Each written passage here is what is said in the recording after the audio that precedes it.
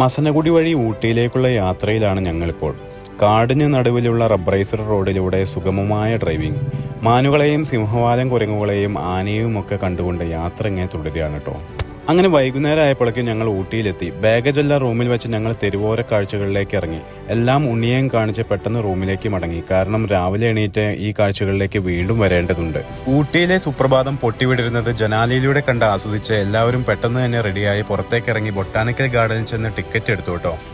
നേരം 8:30 മണി ആവുന്നതേ ഉള്ളൂ. ഉള്ളിലേക്ക് കയറും മുമ്പ് ചായയും കടിയും കഴിച്ച് ബ്രേക്ക്ഫാസ്റ്റ് നടത്തി. പന്നിക്കുട്ടിയെ പോലൊരു ശുനകൻ ഞങ്ങളെ എന്തെന്നില്ലാത്ത ഭാവത്തിൽ നോക്കുന്നുണ്ടായിരുന്നു. ഇതാണ് ഗാർഡനുള്ളിലേക്ക് കയറുമ്പോഴുള്ള കാഴ്ച. 2-3 വഴികളായി തിരിച്ചിരിക്കുന്നു. ഭംഗിയായി വെട്ടിയൊതുക്കിയ പുൽപ്പർവതാനിയും പൂക്കളും ചെറിയൊരു ശില്പവുമെല്ലാം കാണാം. അങ്ങനെ ആ പാതയിലൂടെ നടന്ന് വ്യത്യസ്തമായ നിറങ്ങളിലുള്ള പൂക്കളെല്ലാം ആസ്വദിച്ചു നിൽക്കുമ്പോഴാണ് 1894 ബ്രിട്ടീഷുകാർ നിർമ്മിച്ച ഒരു ഫേൺ ഹൗസ് ശ്രദ്ധയിൽപ്പെട്ടത്. ഫേൺ എന്നാൽ പൂക്കളില്ലാത്ത ഒരു തരം പച്ചവള്ളി എന്നാണ് അർത്ഥം. അതെല്ലാം കണ്ടുകൊണ്ട് പിന്നീട് ഞങ്ങൾ പോയത് 4 കിലോമീറ്റർ അപ്പുറത്തുള്ള ബോട്ട് ഹൗസിലേക്കാണ് കേട്ടോ.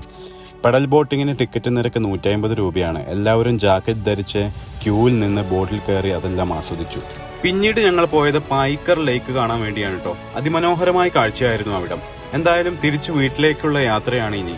യൂക്കാലിപ്സ് മരങ്ങൾ നിറഞ്ഞ വനപാതയിലൂടെ ചുരമിറങ്ങുമ്പോൾ ചെറിയ രീതിയിലുള്ള ഒരു ബ്ലോക്ക് ഉണ്ടായി.